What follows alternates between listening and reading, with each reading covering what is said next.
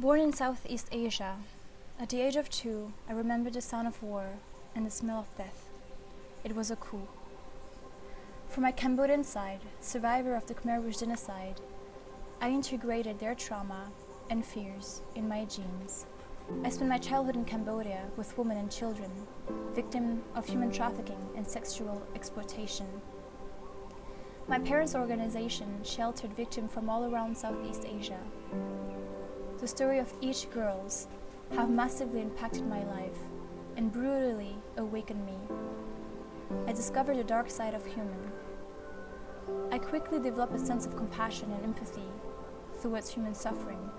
During this period as a kid, I felt helpless in front of the woman's distress. During my law and political science studies in France, I've witnessed hell. The day I turned 20, I saw my uncle pass away in the hospital. I was there, sitting on the ground, watching him taking his last breath. Cancer took him away from us.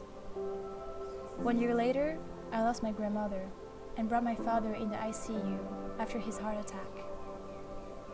And a few months after, in December 2016, I was diagnosed with cancer, and I had to endure 6 months of chemotherapy. I was forced to face the meaning of death, of my own death, but at the same time, the meaning of life. I realized that we're ignorant. I was ignorant. By being in denial of death, how can one possibly understand life and its purpose? I realized that time is key. Cancer gave me that necessary time, confined at home, to find the meaning of all of this. I was learning to accept my truth, the hidden part of me, and discovered who I really was, who I am. That time was for me to reconnect with myself, to face my past, my traumas, but to understand that we're all part of a long history that we tend to forget. It goes beyond self-understanding. It is to reconnect with our roots, understand our past as individual, but as a group, as one humanity, as living beings. We should observe the present, glimpse at the future, and acknowledge our past. I truly believe that death or suffering is the fastest means to understand the meaning of life. It is hardly possible to teach those notions unless we profoundly accept them and mostly experience them. Every morning since my cancer, I've been meditating. Being half Cambodian, Buddhist has been a big part of my philosophical inspiration, and meditation was something very familiar for me. I will end my meditation by seeing myself from where I am, in the hospital bed, to seeing friends, to be sitting on the moon and observe our planet in the deep silence of the universe. Everything was a matter of perspective. The notion of space and time is something very important. We tend to always understand things in a very intellectual way, but what cancer taught me was not intellectual, it was not knowledge, but it was a feeling.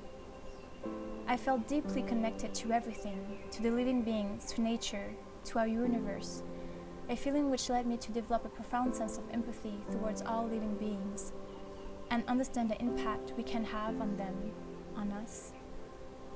It is to understand that we're part of everything. Crazy enough, but I felt one with everything, and it made me teared, but it was tear of joy. I've completed this inner search with psychoanalysis, which brings me to a deeper understanding of myself. Facing cancer, facing the limit of my life, the most important thing was able to be in the present moment and to feel the ultimate connection to everything. It is in those moments where the most important notion of life starts to be visible to us, and the rest didn't matter. We're not immortal, and our time on earth is very short. In that small period of life, we must seek to achieve dreams, have projects, love,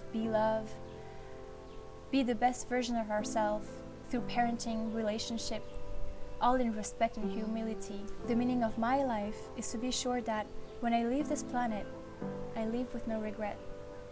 I will know that I've done my best in this world, for the people, for the living beings. I was able to contribute to change. I was able to give my love and to forgive, to receive kindness and to find happiness deep within me. I learn how to live by learning how to die.